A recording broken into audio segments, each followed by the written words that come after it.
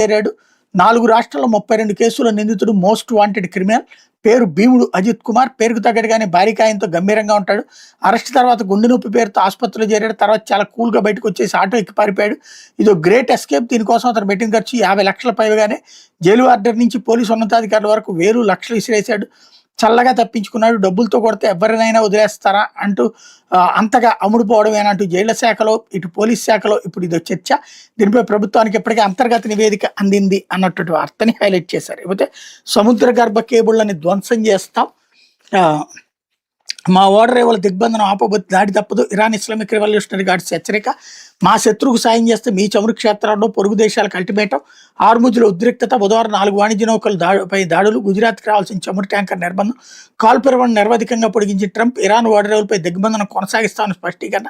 శుక్రవారం లోపు 2వ దఫా చర్చలుంటాయని ఆశాభావం. ఓడిపోబోయేవారు షరతులు విధించలేరు. తదుపరి చర్చలపై ఇంకా నిర్ణయం తీసుకోలేదంటూ ఇరాన్ స్టేట్మెంట్ ఇక్కడ హైలైట్ చేశారు.